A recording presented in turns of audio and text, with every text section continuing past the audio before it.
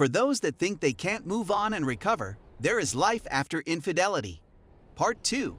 So after 5 years of NC with her, I'm returning with some fresh information on how the encounter with C went. And boy, did things get a little dirty. And I went to her parents' place for a celebration of her young cousin. It's your birthday. I couldn't figure out why she was so happy at first, but he was her favorite cousin, and he taught her how to play the piano, so I think she wanted to show him off. The man was also really cool and a beast on those keys. The party was fantastic, and everyone was having a nice time. And I were chatting to her parents, and her father was still joking about wedding dates with us. Everything was going swimmingly until I saw the old circle with C as their conductor through the throng. I was astounded by how well she still looked. She still had the chuckle I used to like, and she was becoming the focus of attention. I wasn't quite ready to face her yet, so I looked aside so she wouldn't see me. After a few more hours, the party is winding down and everyone is preparing to go. Says she'll be right back and goes to the restroom, leaving me to chat to some folks who inquire about my graphic design skills. After a few seconds, we are all summoned from her living room. C and are having a screaming battle on the backyard patio, almost coming to blows, all while their older sister is attempting to calm them both down. C begins ranting on about how I was taken from her, and how it had no right to pursue me since sisters don't pursue one another's lovers. Then you should have left your legs closed, I yelled back. C shoves her elder sister out of the way and tries to swing at her, but I blocks it and was ready to knock her down until I stepped in between them. This was plenty for me.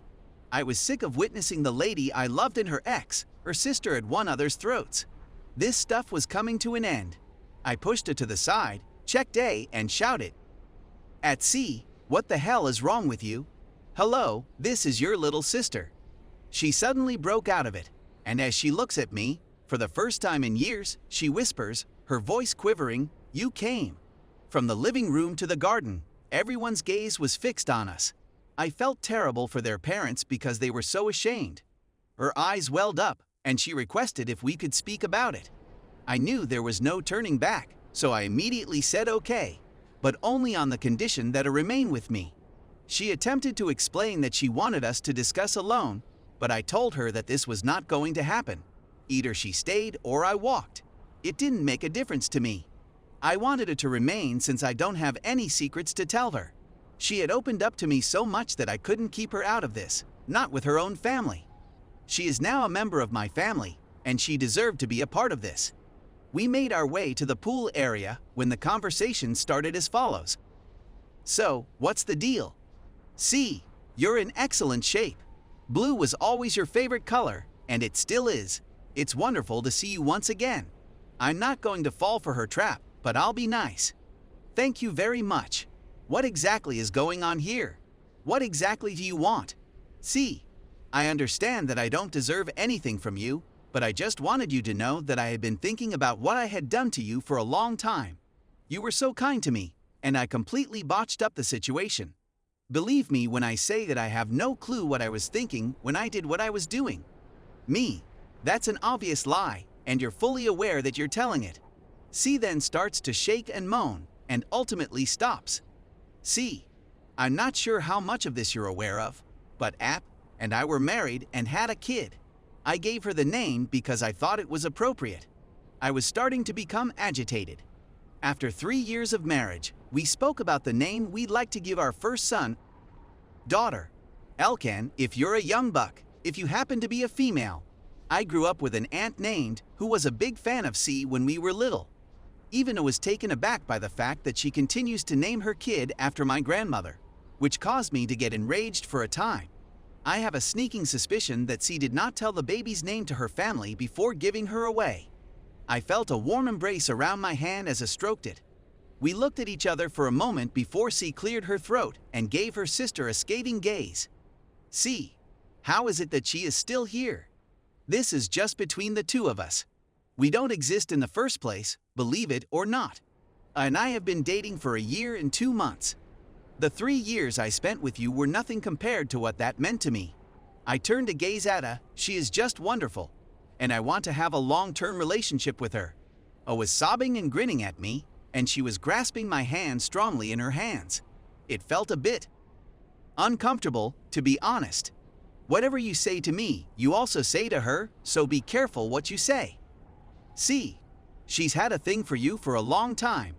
She used to write love poems and read them to her stuffed animals while you pretended to be at home, which was very entertaining. No, you're not supposed to be with her. You're supposed to be with me instead.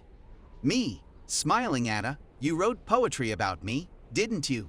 Do you mind if I have a look? They're really lame, a heated face said.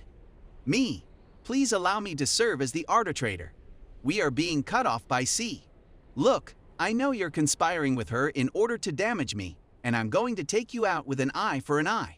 Is it possible for us to just restart, you with my sister and me with app? I'm feeling a lot better right now. Please accept my sincere apologies for making such a dreadful error. I'm just a normal person. People make errors, but I've learned to be a better person as a result of my blunders. I'm certain that I can restore your trust. Please allow me to put things right. Will you at the very least provide that courtesy to me? I swear there are stones embedded in this girl's body. I had at the end of my rope at this point. Me. Years ago, you squandered it when you decided to betray me. Especially on Valentine's Day. No, you must hear this. For the next 5 years, I kept asking myself, what did I do wrong? Why wasn't I sufficient? It took some serious soul searching to realize that the issue wasn't falling in love with you, but rather being dazzled by you. I let our relationship blind me to who you really were and why your previous lovers never stayed around. You're completely depleted, always yearning for someone to fill that empty glass within you. You've never found out what you're looking for. I'm not going to be another pouring into your glass. I honestly thought seeing you would be more difficult than this, but I no longer care about you. I spent a lot of time with new people, new activities, and new locations to help me recover. We had a good time, but we've grown apart. I don't recognize the girl I grew up with when I look at you. Just someone who has to get their act together. I've discovered my one and only. And the letter is A. I adore your little sister. And I'm hoping that one day, when the moment is perfect, we'll get married. Do you want to make amends with me? Be a more responsible sister. Stop fighting and get your stuff together. You were once her hero. Begin by attempting to recoup those points, and then go from there. C was in tears and trembling like if she had been hit by a bomb. She knew right then and there that this was the end of whatever reunion she had planned. She was attempting to say something, but she eventually sealed her lips and nodded her head to me, as if accepting it. She then requested to talk with alone and summoned her eldest sister. As a result, I gave them some room. All of the sisters sobbed and held each other at the conclusion. I believe they finally reached an agreement. Their mother, who was watching them, looked at me with tears in her eyes, grasping my hand, and began thanking me. Their father also thanked me and gave me a hearty embrace. This whole situation was overwhelming.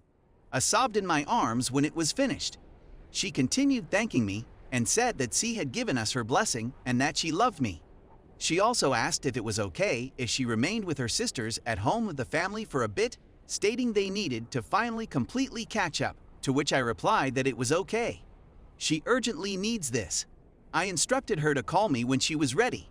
Those poems are still owed to me by her. I finally came home to write this.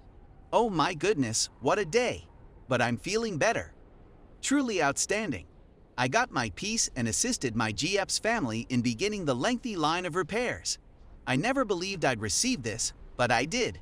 With my sunglasses on, I can continue to look forward to a better future.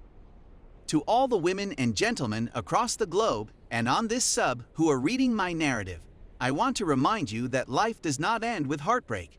You must keep pushing no matter how difficult it seems. Always aim for greater and never settle with second best. We are not backup plans. We have these scars as memories of how we overcame the worst suffering and turned it into a power. I realize how trite and silly that sounds, but time, patience, and good company can make a world of difference. It's never too late to start. You are deserving. We are all. Thrive, my friends, thrive. This may be my last article, but thank you so much for reading it, and please accept my apologies for the length. I didn't want to leave anything out. Everyone sends forth positive thoughts.